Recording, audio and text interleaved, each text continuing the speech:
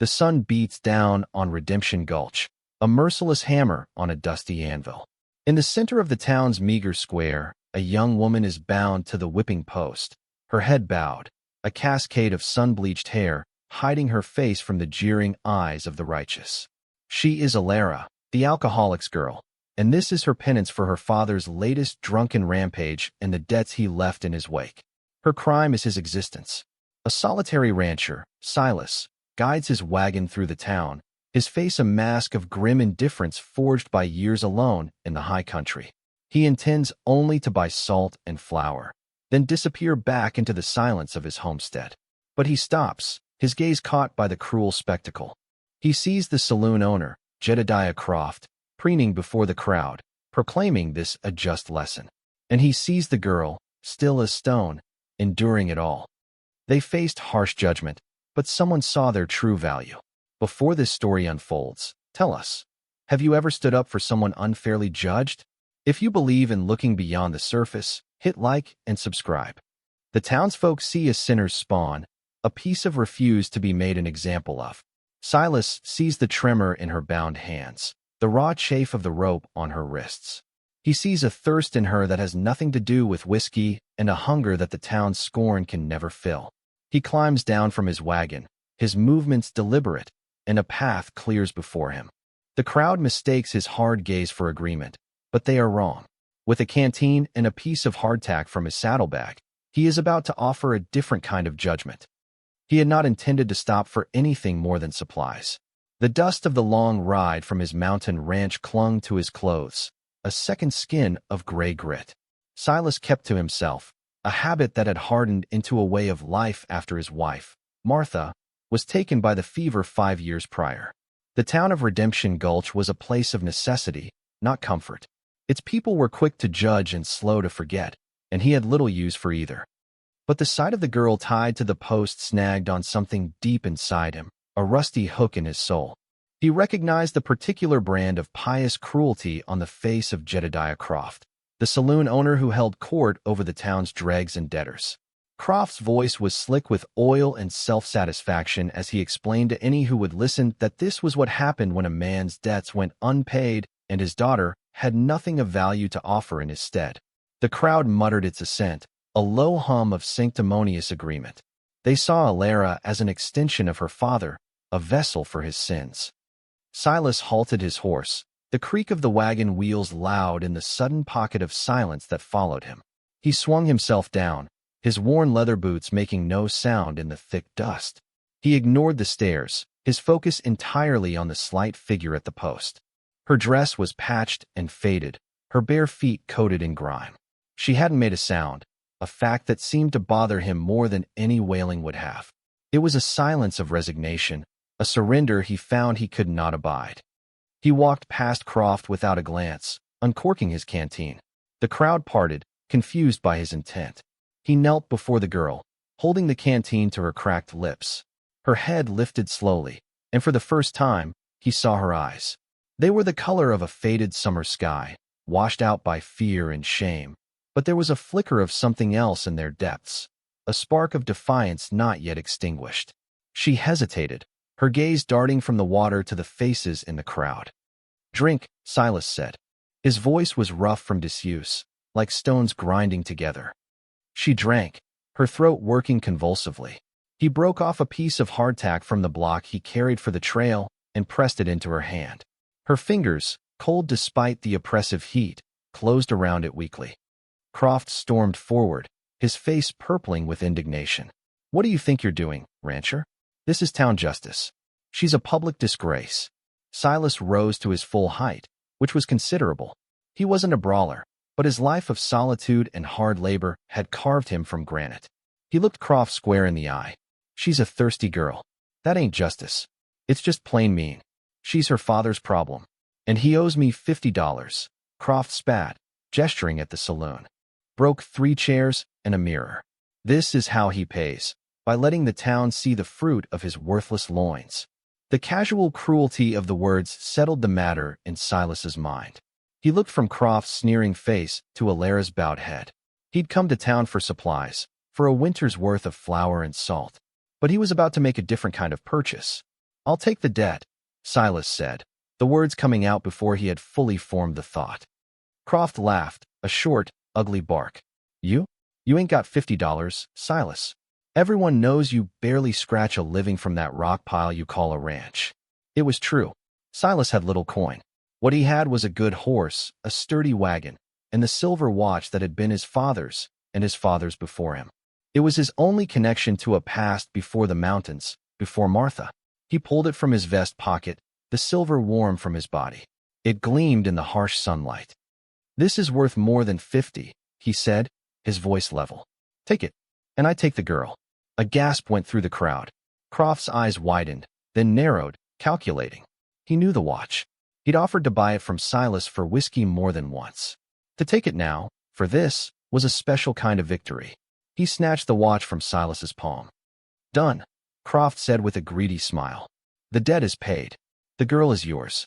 Do with her what you will. The finality of the words hung in the air. Silas turned back to Alara, pulling out his knife. She flinched as he approached, her eyes wide with a new kind of terror. He ignored it, slicing through the thick ropes at her wrists with 2 clean strokes. They fell away, leaving angry red welts on her skin. He didn't offer a hand. He simply straightened up and walked back to his wagon. Come on, he said over his shoulder, not looking to see if she followed. For a long moment, Alara remained by the post, a ship unmoored in a hostile sea. The crowd stared, their scorn now mixed with a prurient curiosity. Then, shakily, she pushed herself to her feet. With her head held high for the first time that day, she walked through the silent mob, her bare feet leaving faint prints in the dust, and climbed onto the buckboard of the solitary rancher's wagon. She didn't look back. The journey to his ranch was made in silence. The rattling of the wagon and the plodding of the horse were the only sounds that filled the vast, empty space between them. Alara sat hunched on the hard wooden seat, as far from him as she could get, clutching the piece of hardtack he'd given her as if it were a precious gem. She hadn't eaten it. Silas kept his eyes on the winding trail that climbed steadily into the foothills, the town shrinking behind them until it was nothing more than a brown smudge on the plains. He didn't know what to do with her. The impulse that had made him trade his family heirloom for a shamed girl was already fading, replaced by the cold, hard reality of his actions. He lived a life of deliberate solitude. There was no room for another person, especially not a young woman who looked at him with the eyes of a cornered animal. He had acted on a sliver of decency, and now that decency was sitting beside him, a palpable, breathing problem. They arrived at his property as the sun began to dip behind the jagged peaks, painting the sky in bruised shades of purple and orange.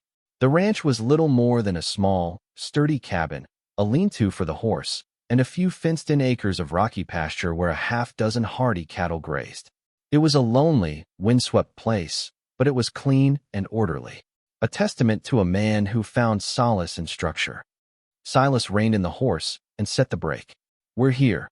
Alara slid off the wagon before he could offer help, her bare feet landing softly in the dirt. She looked at the small cabin, her expression unreadable. The house has 1 room, he stated, not as an apology, but as a fact. You can have the bed. I'll take the floor by the fire. She said nothing, just gave a short, jerky nod. Inside, the cabin was sparse but well kept. A stone hearth dominated one wall, with a small table, 2 chairs, and a cot-like bed against the other.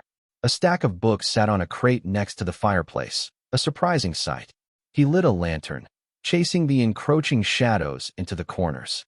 He prepared a simple meal of beans and bacon, moving with an economy of motion that spoke of long practice. He set a plate on the table for her, then took his own to a stool by the hearth, turning his back to give her a semblance of privacy. He could feel her watching him. He heard the scrape of the fork against the tin plate, the first sign that she was eating. The silence stretched, thick and heavy. Why? She finally asked, her voice so soft he almost didn't hear it. Silas stared into the nascent flames in the hearth. He considered the question. He could say it was pity, or that he hated Croft, or that he needed a helper. None of it felt entirely true. A man shouldn't stand by and watch a hawk tear apart a sparrow, he said at last, the words feeling clumsy and inadequate. It ain't right. He heard her push the chair back. When he glanced over, she was gathering the plates. She took them to the wash basin, her movements hesitant at first, then more certain as she found the soap and the cloth. She worked without a word, her small act of domesticity a silent answer, a first step toward an unspoken arrangement. That night, she slept in his bed, and he took the floor, the silver watch a cold, hollow space in his pocket and a strange, unfamiliar warmth spreading through his chest. The days fell into a quiet rhythm. Silas rose before dawn, and soon, so did Alara. She was a ghost in his small home, anticipating his needs without being asked. She learned to milk their single cow, her hands surprisingly strong and gentle. She learned to mend his worn shirts, her stitches small and neat. She never spoke of her father or the town. Her past was a locked room, and he did not ask for the key. He, in turn, learned about her through her actions. He discovered she was not broken, but bent, like a willow branch that yields to the wind but does not snap. He saw her talking softly to the cattle, a low, calming murmur that seemed to soothe them. One afternoon, he came in from the pasture to find her sitting by the fire with one of his books, her lips moving silently as she traced the words with her finger. He'd never known a woman who could read, other than the schoolteacher. It was another piece of her that didn't fit the town's narrative. "Where did you learn?" he asked, startling her. She snapped the book shut, a blush creeping up her neck. "My mother. Before she passed." It was the most she had ever offered about her life. He simply nodded, taking the book and placing it back on the crate. "There are others, if you like." A fragile trust began to grow in the space between them, nurtured by shared work and unspoken respect. The harsh lines of fear around her eyes softened. A quiet strength began to shine through. He found himself listening for the sound of her humming as she worked, a low, tuneless sound that filled the cabin with a sense of life it hadn't known since Martha. He was a solitary man, but he was beginning to realize he had simply been a lonely one. This fragile peace was shattered one crisp autumn morning. Silas was chopping wood when he saw a rider approaching from the valley below. It wasn't a neighbor, his closest was 10 miles away. As the figure grew closer, Silas recognized the swagger in the saddle. Jedediah Croft. He set down his axe, his hand instinctively going to the shotgun he kept propped against the cabin door. Alara, who had been hanging laundry, froze, the white sheet in her hands a flag of surrender. The color drained from her face. "Get inside," Silas ordered, his voice low and tight.